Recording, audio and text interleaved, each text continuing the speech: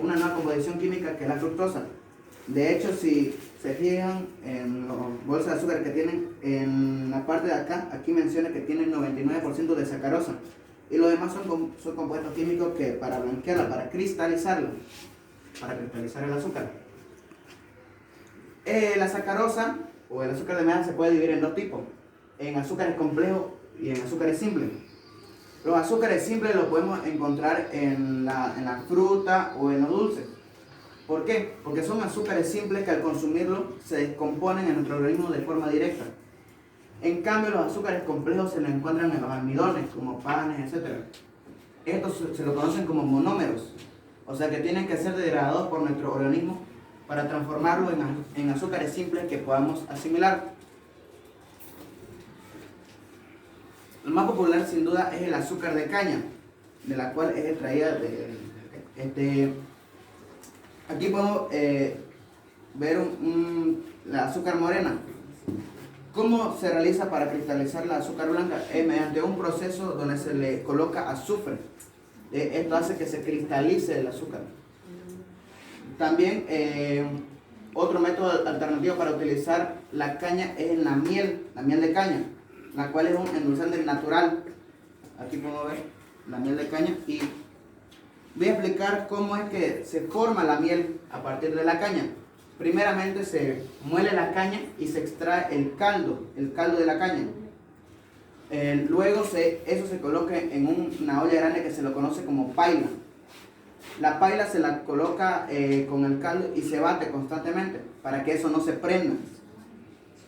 ¿Durante cuánto tiempo? Para saber cuándo la miel está en su punto, con una cuchara o con una cuchara grande se va sumergiendo, y cuando sale la caída de la miel tiene que ser constante, no tiene que ir como goteando. Cuando sea constante significa que la miel ya está en su punto. Ahora voy a hablar sobre otro tipo de azúcar, alternativo, la cual se conoce como sacarosa. La sacarosa ha sido promovida por muchas empresas como un producto dietético, simplemente por provenir de una planta, que es la stevia. La stevia es una planta natural y esto se lo utiliza para producir azúcares dietéticos. ¿Cuál es el problema con esto? Pues no todo con este azúcar es maravilla. Pasa que la stevia no produce respuesta a la insulina y nuestro cuerpo, al no recibir una respuesta, no se siente lleno, no se siente satisfecho, no recibe las hormonas del placer, la serotonina. Entonces lo que nos hace es que nosotros sigamos consumiendo más y más y más hasta intentar saciarnos, por lo cual terminamos echándole más y eso puede ser perjudicial para nuestra salud. Ahora voy a dar paso a mi compañero Said para que le explique sobre la Coca-Cola. En la actualidad, el azúcar está presente en nuestro día a día.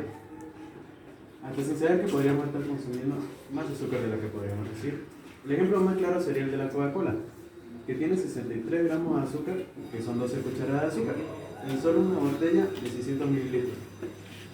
El azúcar que utiliza la Coca-Cola no es azúcar de caña, es de jarabe de maíz de alta fructosa, el cual proviene del maíz transgénico.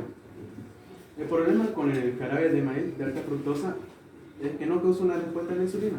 Esto es importante, porque sin respuesta a la insulina, la persona seguirá consumiendo más y más en exceso. Es por eso que la Coca-Cola es tan adictiva. Además de esto, es posible padecer diabetes tipo 2 solo por el consumo del jarabe de maíz de alta fructosa. Otra variante del azúcar sería el azúcar de remolacha, que tendría ahí al lado del otro, que se obtiene a través del zumo del vegetal, que se termina transformándose en jarabe, que al cristalizarse se convierte en azúcar de remolacha. Este azúcar no aporta mayor nutrientes que el azúcar de caña. El problema está cuando las compañías azucareras mezclan este tipo de azúcar con diferentes químicos para poder eliminar su sabor a quemado y su olor a óxido. Le paso la voz a mi... Para complementar la parte de mi compañero, es cierto que la Coca-Cola contiene jarabe de maíz de alta fructosa, pero también existen otros tipos, como es la cero y la light. Se supone que estas tienen que tener cero azúcar, pero en vez de azúcar, ¿qué contienen? Contienen el ciclamato de sodio, que es 30 veces más potente que el azúcar. Es por eso que se lo coloca en menores cantidades. Y este producto es prohibido en Estados Unidos. Y esto es en Estados Unidos, aunque se le dice dietético, aún se le siguen añadiendo jarabes de maíz de alta fructosa en Estados Unidos. Pues este producto está prohibido, pues tiene un sabor dulce extremo y por eso que se lo coloca en menores cantidades. Ahora voy a dar paso a mi compañera María José para que le explique las enfermedades causadas por el azúcar. A mí me toca exponer las enfermedades causadas por el azúcar. Enfermedades del deterioro del dental. El deterioro se debe a la bacteria que se alimenta de azúcares simples, como pueden ver, azúcares o chupetes.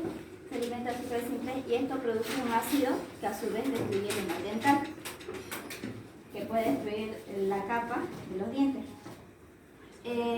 Pero como la caries es una de las enfermedades dentales más comunes por comer muchos azúcares, esto produce una capa transparente pegajosa que recubre el diente. Las causas que puede tener por comer muchos azúcares son dolor o molestias en el diente, incapacidad para mover los dientes, sensibilidad dental e infecciones en el diente. Si la caries no se puede tratar a tiempo, puede extenderse y afectar a capas más profundas de los dientes. Como pueden ver aquí, por comer muchos azúcares puede causar caries en los dientes e infecciones. El hambre descontrolada también es un tipo por comer muchos azúcares. Tras varios, los científicos han demostrado que la fructosa influye en la leptina, una hormona que controla la sensación del hambre. El consumo crónico de la fructosa provoca resistencia a la leptina, a lo que contribuye a que una persona tome control sobre el hambre. El hambre descontrolada tiene causantes del hambre descontrolada tanto a nivel físico como psicológico. Otra consecuencia del hambre descontrolada es si no se recibe un tratamiento adecuado, físico o especialista, puede ser crónico a los tratamientos de alimentos. Esta hormona es conocida como la hormona de enflaquecer. Al no producirse con regularidad, provoca una descontrolada sensación del hambre. Una persona come por estrés o ansiedad. Puede tomar soda, comida, algo que le va a afectar a su organismo y va a tener que tenga sobrepeso o alteraciones se le va a subir la presión.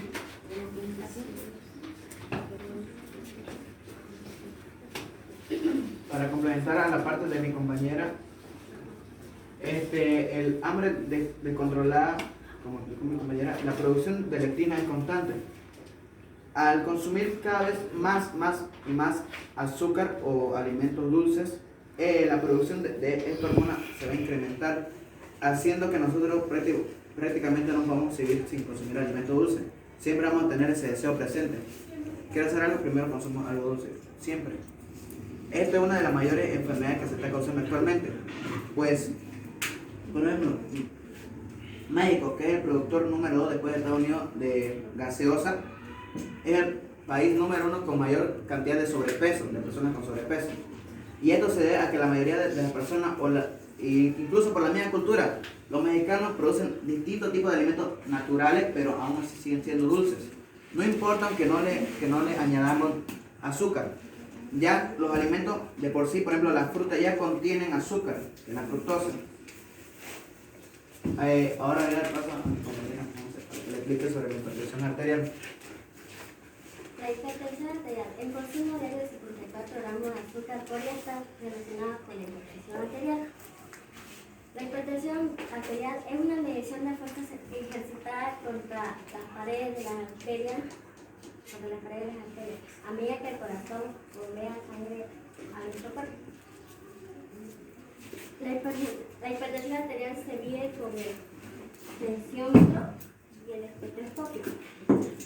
Los síntomas de la hipertensión arterial son dolor de cabeza, falta de respiración y sangrado nasal. Pero estos síntomas ya son cuando es una etapa grave. ¿Cómo prevenir la hipertensión arterial? Hay que alimentarse bien, no controlar el estrés, hacer ejercicio y un peso saludable.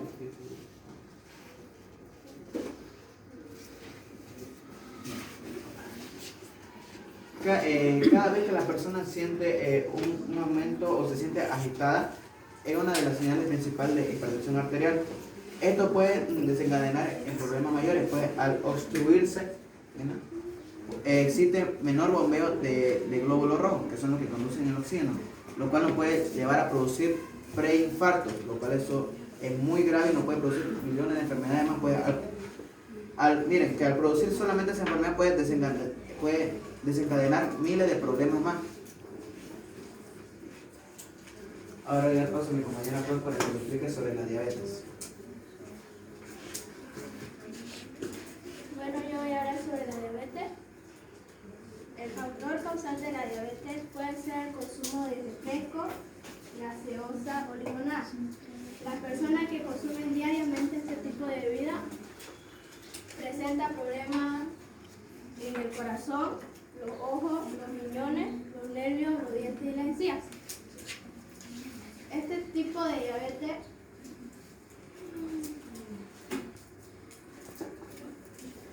Para complementar a la parte de mi compañera, la diabetes mayormente tiene la fama de ser una de la enfermedad top causada por el consumo de azúcar.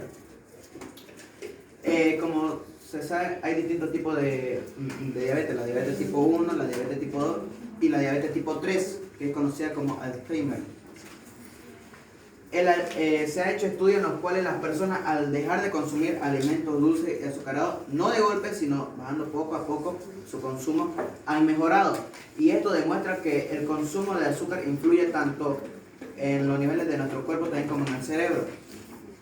El consumo de azúcar produce una adicción, entonces lo que tienen que hacer las personas es dejar de consumir poco a poco, no de golpe, pues esto nos puede provocar un rebote al querer consumir de manera reducida.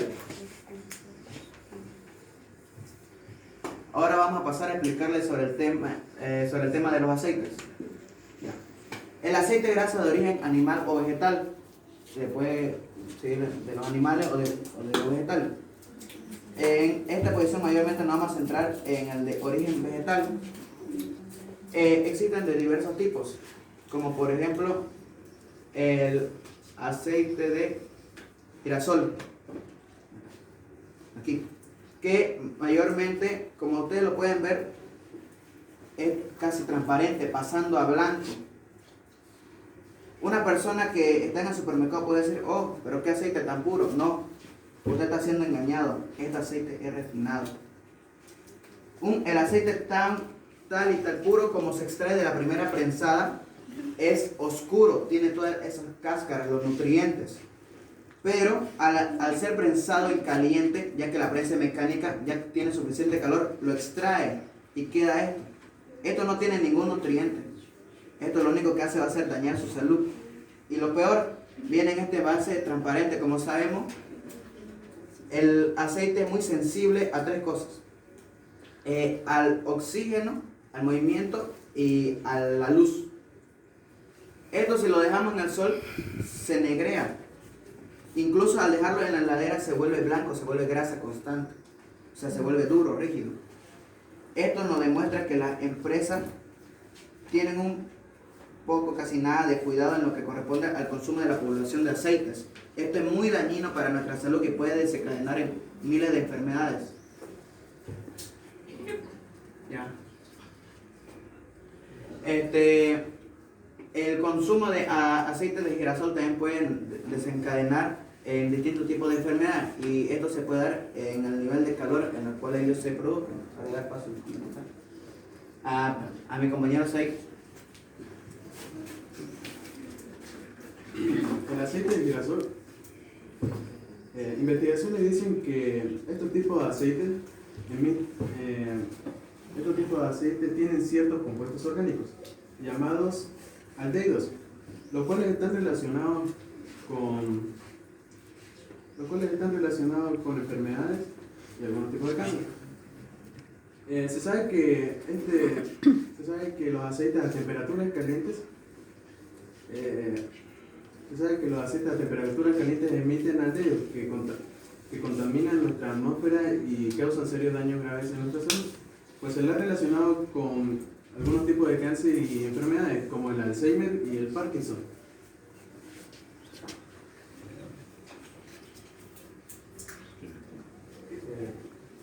Yo voy a hablar del aceite de maíz.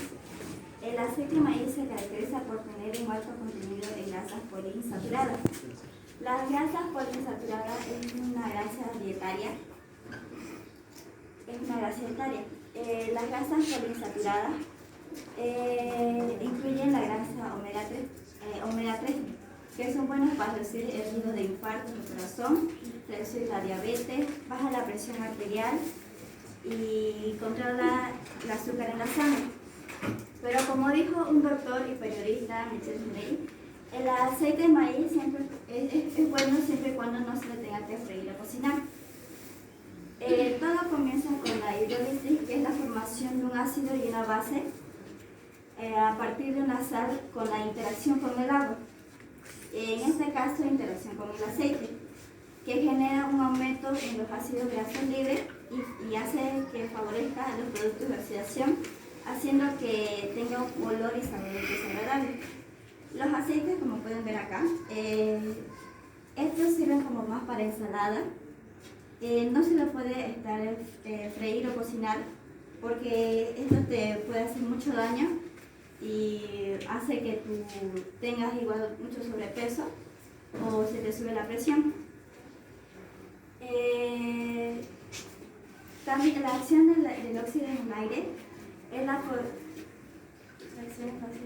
forman compuestos inestables llamados hidroperóxidos y radicales libres. En el contacto de estos compuestos con otras sustancias desembocan la formación final y a los productos haciendo que tengan una menos calidad de aceite, como olor, color, espuma, densidad y viscosidad.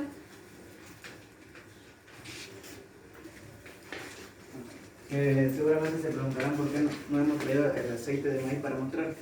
Es porque la mayoría de los aceites de maíz se producen en México. Pero aquí podemos demostrar cómo la acción del calor influye en el aceite. Aquí podemos ver un aceite más oscuro y esto fue cuando durante un día entero fue sometido al sol, a la luz, y esto hizo que se negre, que se oscurezca. Igual se puede oscurecer también al utilizarlo varias veces. Se estima que por máximo se puede utilizar un aceite 3 veces y eso va a hacer que se oscurezca. Vamos a ver. Y aquí podemos ver la imagen del aceite recién, primero de la primera prensada. Es por eso que la mejor recomendación es comprar un aceite prensado en frío, que solamente es como una prensa que al apretar, por ejemplo, el maíz, ese jugo es el aceite en sí, la primera prensada, dependiendo del tipo de mecanismo que se utiliza para su extracción. También voy a hablar del aceite de oliva, que mayormente igual se produce en España. Como sabemos, el aceite de oliva proviene de las aceitunas. Este tipo de aceite tiene una denominación, lo cual ha sido falsificado por cantidad de empresas, que es conocido como aceite extra virgen. La mayoría de estos aceites tienen esta denominación, pero es uno de los más falsificados. El aceite de oliva verdaderamente virgen es de color verde, verdoso, no es amarillo como esto. Y el zumo extraído es de este color, como podemos ver, es más espeso. El haya sido prensado en caliente y este prensado en frío. Al someterlo a una prensa que no tiene calor, todos los nutrientes, las cáscaras, se van con el aceite. Este aceite es muy delicado y es mucho más sensible que lo de soya, que de girasol. Es por eso que viene en esta presentación en lata, para que no se someta a calor. Incluso aquí dice que se lo debe mantener en un lugar fresco para que no provoque alteraciones. También otro tipo de aceites son los de palma, como el aceite de coco, el de totaí, el de cusi y el de almendra. Ahora, como explicó mi compañera, la hidrólisis es una es una composición que al someterse el aceite a temperatura cambia su color, como explicó mi compañera.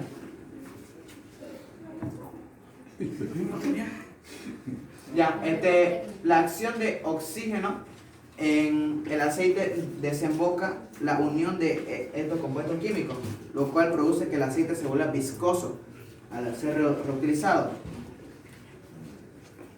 Después la polimerización.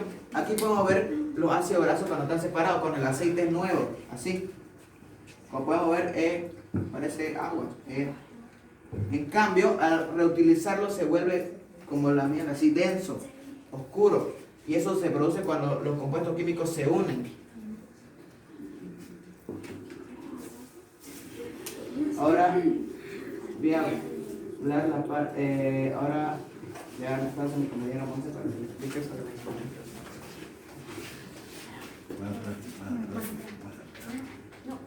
La imagen. La polimerización origina la aparición de la espuma y aumenta la viscosidad del aceite. Esto se debe a la unión de los ácidos grasos que aumenta la viscosidad, apareciendo una capa muy difícil de eliminar en la parte de la superficie y en el recipiente. Con la aterosclerosis, que da una sustancia lápida en la parte de la capa de las arterias de mediano y grueso calibre. La aterosclerosis es cuando las arterias en las paredes tiene grasa y esto hace que esto se estreche y causa enfermedades como la falta de oxigenación, hemorragia y paro cardíaco. Y estos de aquí son glóbulos rojos que llevan oxígeno. Las causas de enfermedades es el consumo excesivo de aceite o alimentos que contengan aceite. Un dato importante es que al día lo máximo una persona lo que puede consumir aceite es de 40 mililitros. Gracias.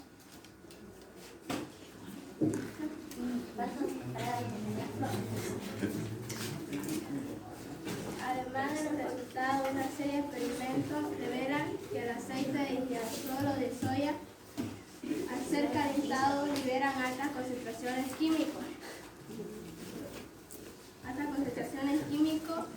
Relacionadas con el cáncer, enfermedades cardíacas o la demencia.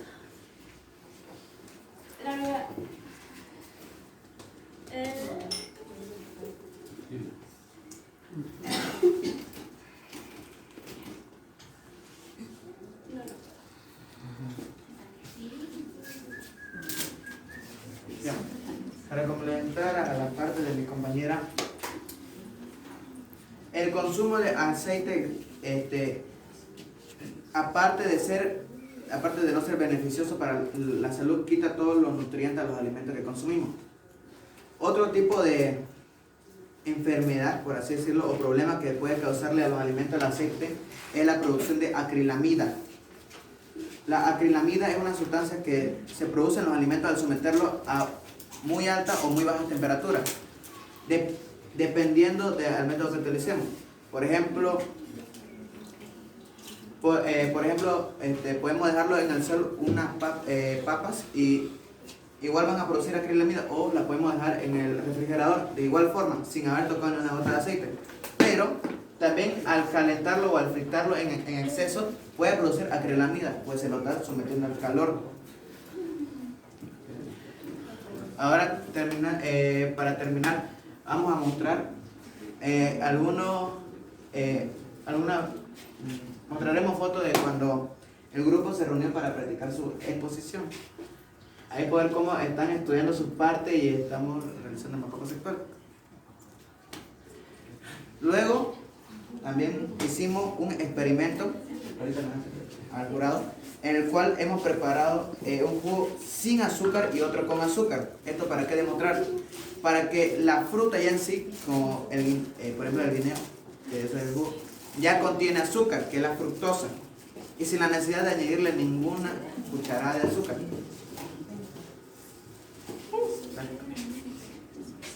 Luego hicimos un experimento en el cual fritamos dos huevos, uno que fue fritado con aceite y otro que fue cocido solamente con agua, sin nada de aceite.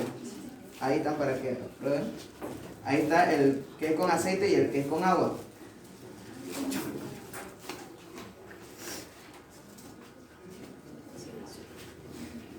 para concluir, ¿qué podemos decir? El objetivo principal del grupo que ha tenido es de demostrar a la gente, a ustedes y a mis compañeros presentes, que deben reducir el consumo de aceite, pues, dependiendo del tipo, no es que esté más sano, no. Son sanos, pero las empresas al volverlos transparentes reduce su calidad y lo hace dañinos. Es por eso que queremos incentivar a las personas a que tomen una dieta más sana y que no le estamos diciendo que nunca más vuelvan a consumir azúcar ni aceite en su vida, sino que reduzcan. ¿Para qué? Para tener una mejor salud y una mejor calidad de vida. Gracias.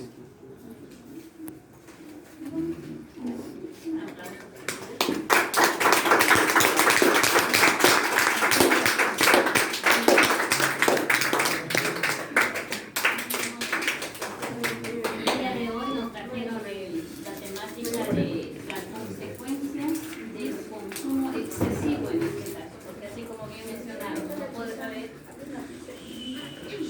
podríamos decir que no consumamos más el azúcar o no consumamos más el aceite, pero sí las consecuencias. Uno tiene que evitar esas consecuencias con el consumo excesivo de estos productos.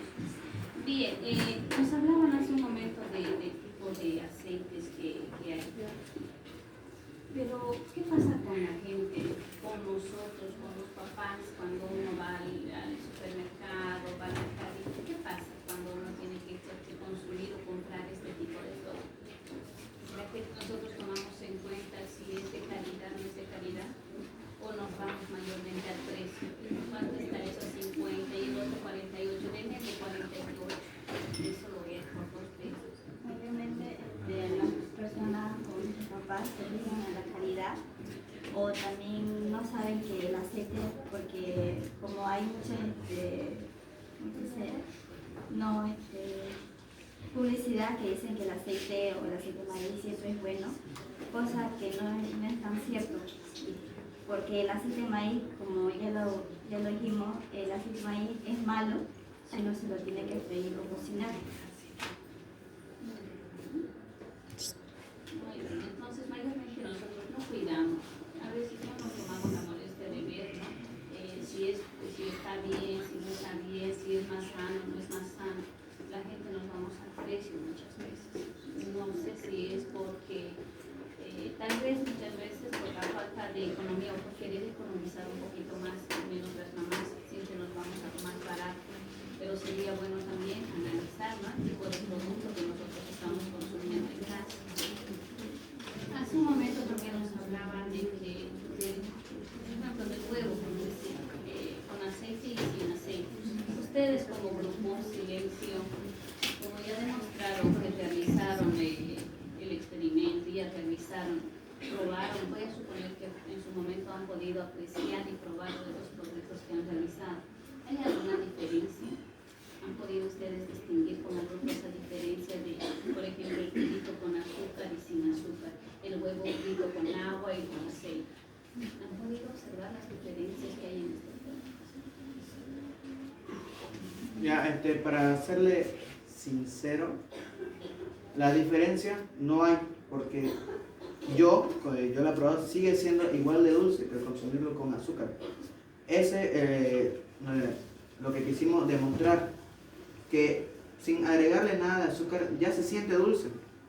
Ahora, al agregarle azúcar obviamente se va a sentir más dulce, pero estamos haciendo lo correcto al echarle más azúcar. Si así nomás sin azúcar ya es dulce, ¿para qué agregarle más? ¿Para qué agregarle más azúcar? Si al agregarle más azúcar nosotros nos estamos dañando a nosotros mismos y a nuestro organismo.